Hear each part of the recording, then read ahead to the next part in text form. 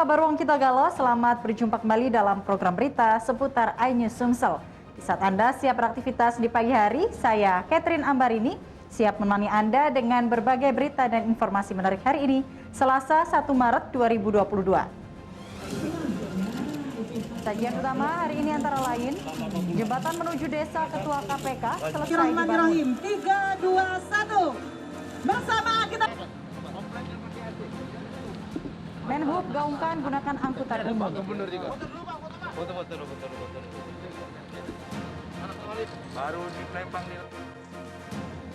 Dan jangan lewatkan tanaman porang primadona baru para petani.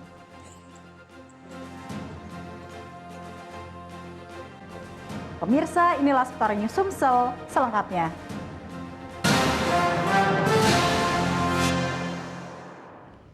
Kita awali dengan informasi pertama, pemirsa. Hadirnya jembatan air lontar yang diresmikan Menteri PUPR diharapkan mampu mendongkrak perekonomian masyarakat. Jembatan ini menghubungkan Desa Lontar, desa kelahiran Ketua KPK Firly Bahuri. Jembatan air lontar di Desa Lontar, Kecamatan Muara Jaya, Kabupaten Ogan Komering Ulu ini telah selesai dibangun dan diresmikan Menteri PUPR Basuki Hadi Mulyono. Jembatan rangka baja sepanjang 90 meter, lebar 6 meter ini dibangun menggunakan dana sebesar 9,8 miliar rupiah. Menteri PUPR Basuki Hadi Mulyono menyatakan jembatan ini diharapkan dapat bermanfaat dan memudahkan masyarakat untuk mengangkut hasil panen yang sebelumnya menggunakan akses jembatan gantung. Dibangunnya jembatan ini membuktikan jika pemerintahan Presiden Joko Widodo tidak hanya memprioritaskan bangunan besar, melainkan pembangunan merata sampai ke desa. Kita operasikan bersama jembatan ini, semoga bisa dimanfaatkan oleh masyarakat ini dengan sebaik-baiknya. Jadi Pak Firly nanti kalau pulang kini nggak perlu jalan kaki lagi, Pak. Gubernur Sumsel Herman Deru menyatakan jembatan ini dapat mempermudah akses transportasi masyarakat.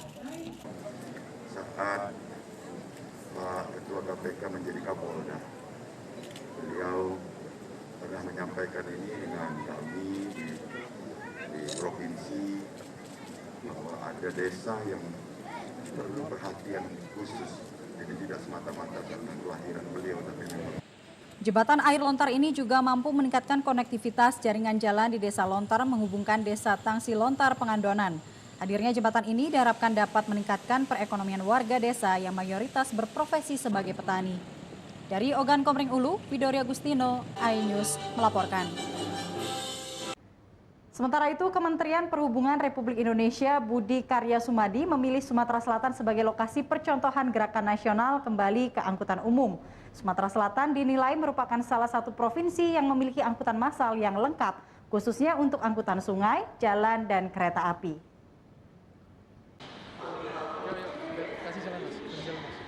Mengunjungi Sumatera Selatan dari Bandara Sultan Mahmud Badarudin II Palembang, Menteri Perhubungan Republik Indonesia Budi Karya Sumadi memilih menggunakan moda transportasi angkutan umum.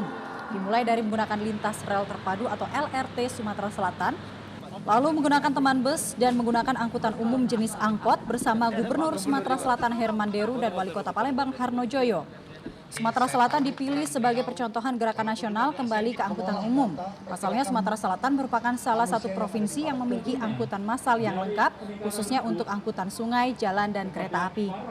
Menteri Perhubungan Budi Karya Sumadi juga meluncurkan kartu sakti Rp25.000 sebanyak 5.000 lembar yang dapat digunakan bagi mahasiswa dan pelajar untuk meringankan biaya operasional pendidikan. Kartu yang harganya cuma Rp25.000 untuk 1 bulan. Untuk pelajar dan mahasiswa. Pelajar dan mahasiswa kita lakukan untuk Kota Palembang. Nah, kita harapkan ini digunakan secara masif karena ini juga ada kegiatan kolaboratif antara LRT, BRT dengan angkot dengan kartu ini.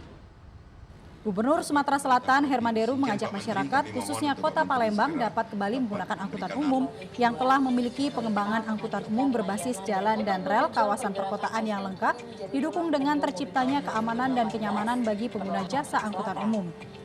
Bahwa naik angkutan umum itu bukan hanya sekedar hemat, tapi pasti nyaman dan lebih aman. Maka di awal April ini nanti kita akan sudah mulai juga bekerja sama dengan Kementerian Perhubungan akan meluncing angkot ber-AC. Dari Palembang, Muhammad Riza Fahlevi, iNews melaporkan. Kita beralih ke informasi lain, pemirsa, sejumlah pengrajin tempe di Kota Palembang harus gulung tikar sebagai dampak kenaikan harga kedelai. Saat ini harga kedelai sebagai bahan utama pembuatan tempe telah mencapai Rp12.000 per kilogram. Ketidakstabilan harga beberapa komoditi akibat pandemi COVID-19 yang hingga saat ini belum berakhir berdampak ke sektor usaha kecil dan menengah masyarakat. Salah satunya pembuatan tempe yang sangat terdampak akibat lonjakan harga kedelai yang hingga saat ini telah mencapai Rp12.000 per kilogram. Bagi pengrajin tempe, kenaikan ini merupakan lonjakan tertinggi dalam sejarah pembuatan tempe. Hal ini diungkapkan oleh Junaidi, salah satu pemilik usaha pembuatan tempe di Lorong Asia, Kelurahan Pelaju Ulu, Kecamatan Pelaju, Kota Palembang. Junaidi harus berjuang di tengah lonjakan harga kedelai yang kian meroket. Junaidi menyatakan sejak September 2021 lalu terpaksa menutup sementara usaha tempe yang telah ia geluti selama puluhan tahun dan beralih profesi ke usaha lain agar dapat bertahan dari sulitnya ekonomi saat ini. Jujur bagi pengrajin tempe ini merupakan lonjakan harga kedelai yang tertinggi dalam sejarah pengrajin tempe. Jadi banyak juga sebagian kami pengrajin tempe yang mengistirahatkan diri dulu melihat stabil harga kedelai. Para pengrajin tempe di Kota Palembang berharap pemerintah menjamin stabilitas harga kedelai agar usaha mereka tetap berjalan. Dari Palembang, Erwin Setiawan, iNews melaporkan. Mengatasi kelangkaan minyak goreng, pemerintah Kabupaten Lahat menggelar operasi pasar minyak goreng dengan harga murah Rp14.000 per kilogram. Operasi pasar ini diserbu ratusan ibu-ibu. Operasi pasar yang digelar Pemkab Lahat ini langsung diserbu ratusan ibu-ibu yang rela antri demi mendapatkan minyak goreng kemasan dengan harga Rp14.000 per liter. Warga hanya bisa mendapatkan 2 liter minyak goreng. Dalam operasi pasar ini, Pemkab Lahat menyiapkan 7.500 liter minyak goreng kemasan untuk dijual kepada warga dengan maksimal pembelian 2 liter per orang. Pembelian juga dibatasi untuk warga dari luar Kabupaten Lahat dengan mewajibkan para pembeli menunjukkan fotokopi KTP yang berdomisili di Lahat. Bupati Lahat Ci Ujang menyatakan operasi pasar dilakukan guna menekan harga minyak goreng di pasaran yang menembus harga Rp24.000 hingga Rp30.000 per liter. Sebagai upaya mengatasi sulitnya mendapatkan minyak goreng di pasaran, Ci Ujang juga telah mengirimkan surat resmi kepada distributor minyak goreng di Palembang agar distribusi dan pasokan minyak goreng di Lahat tetap stabil. Informasi dari Kepala Dinas, ada yang berjalan dari Palembang datang ke Lahat itu 5.000 liter. Dari kemarin mulai hari ini terus kita minta ke distributor Palembang untuk memenuhi kotak itu di sini. Usai melakukan operasi pasar, Bupati Lahat juga menghimbau warga yang belum kebagian mendapatkan minyak goreng kemasan dengan harga normal segera membeli di gudang Bulog karena stok minyak goreng untuk Kabupaten Lahat dipastikan aman. Dari Lahat, Bala Putra, iNews melaporkan. Dan pemirsa, vaksinasi booster ketiga tidak hanya diperuntukkan bagi masyarakat, namun juga warga binaan. Sedikitnya 150 dosis vaksinasi diberikan pada Lapas Kelas 2B Kayu Agung, Kabupaten Oki oleh Kodim 0402 Oki Ogan Ilir. Sedikitnya 150 dosis vaksinasi booster ketiga diberikan kepada Lapas Kelas 2B Kayu Agung, Kabupaten Oki. 150 dosis ini diperuntukkan mulai dari ASN, pegawai lapas, dan juga warga binaan yang dilakukan Kodim 0402 Oki OI. Tahapan vaksinasi sebelumnya bagi warga binaan juga sudah berlangsung, namun masih ada napi yang belum divaksinasi. Hal tersebut disebabkan terkendala NIK sehingga tidak teregistrasi Dinas Kesehatan. Kemudian adanya tahanan baru yang belum bisa divaksinasi. Warga binaan juga menjadi target Kodim 0402 Oki OI dalam percepatan pencapaian target vaksinasi yang dianjurkan, dengan harapan warga binaan juga mampu memutus angka penyebaran COVID selama menjalani masa tahanan. Yaitu melaksanakan serbuan vaksinasi lanjutan, di mana pada kesempatan pagi ini kita menyasar kepada seluruh pihak pegawai yang ada di lembaga pemasyarakatan maupun dari pihak warga binaan. Warga binaan di Lapas Kelas 2B Kayu Agung ini memang sebagian sudah ada yang divaksinasi. Baik itu vaksinasi tahap yang pertama, yang kedua, dan yang ini hari ini kunjungan dari Kodim 0402 Oki yaitu vaksin booster, vaksin yang ketiga. Pemerintah terus melakukan upaya vaksinasi massal sebagai upaya menanggulangi penyebaran COVID-19 varian Omikron. Dari Ogan Komering Ilir, Fitriadi, iNews melaporkan. Tanaman porang primadona baru para petani. Saksikan beritanya sesaat lagi.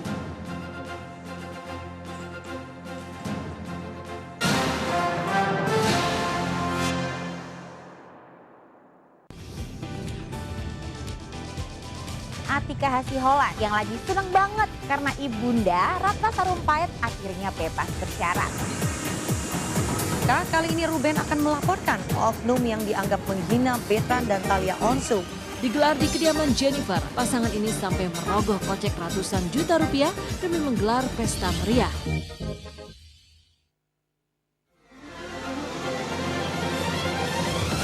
Tim gabungan kembali mengevakuasi korban kecelakaan bus Sriwijaya. Pemirsa, polisi akan mengumumkan hasil uji balistik penembakan gedung DPR.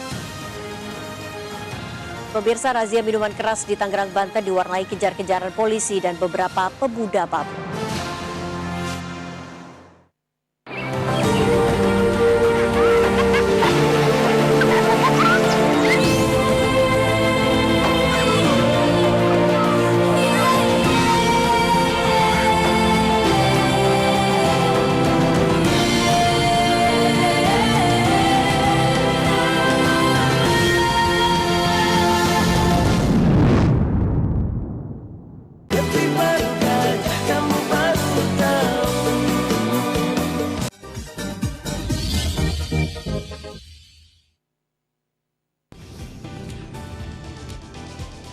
Atika Hasiholan yang lagi seneng banget karena ibunda Ratna Sarumpait akhirnya bebas bersyarat.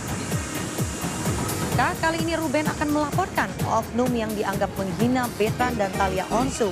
Digelar di kediaman Jennifer, pasangan ini sampai merogoh kocek ratusan juta rupiah demi menggelar pesta meriah.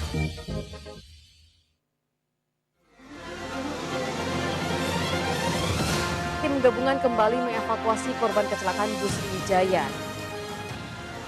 Pemirsa, polisi akan mengumumkan hasil uji balistik penembakan gedung DPR. Pemirsa, razia minuman keras di Tangerang, Banten diwarnai kejar-kejaran polisi dan beberapa pemuda mabuk.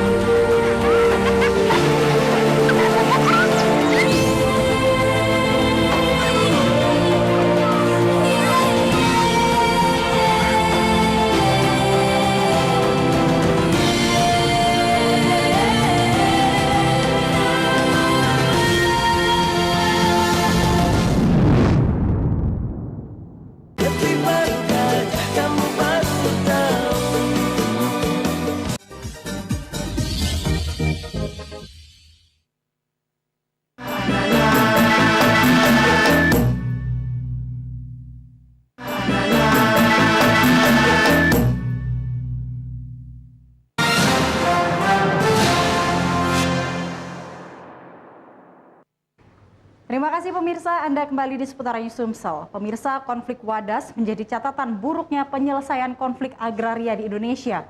Menanggulangi konflik yang memicu konflik warga, Garda Sriwijaya Indonesia duduk bersama masyarakat dan kepolisian serta stakeholder agar konflik agraria dituntaskan secara persuasif. Ratusan warga berkonflik ini melihat konflik agraria warga Wadas menjadi catatan buruk penyelesaian konflik agraria saat ini di tengah gencarnya pemerintahan Presiden Joko Widodo menggaungkan reformasi agraria tanah untuk rakyat. Gerakan yang digagas Garda Sriwijaya Indonesia ini merupakan langkah dalam menanggulangi konflik yang memicu konflik warga, sehingga persoalan konflik agraria perlu dicermati dan diselesaikan secara persuasif tanpa adanya kekerasan dan intimidasi. Ratusan warga yang mengikuti penyelesaian konflik agraria secara persuasif ini berasal dari 5 kabupaten antara lain Banyuasin, Ogan Ilir, Ogan Komering Ilir, Oku Timur, dan Musirawas Utara. Permasalahan agraria yang ada di Sumatera Selatan ini bisa diselesaikan secara persuasif. Makanya kami menghadirkan itu para kantata, kepala kantor pertanahan di kabupaten masing-masing yang berkonflik, kemudian Kakanwil, kemudian dari pemerintah provinsi, kemudian dari pihak kepolisian. Sehingga ketika ini duduk bareng, Artinya ini bisa dibicarakan, bisa menjadi win-win solution untuk menyelesaikan masalah. Garda Sriwijaya ini ya, menurut kami bagus.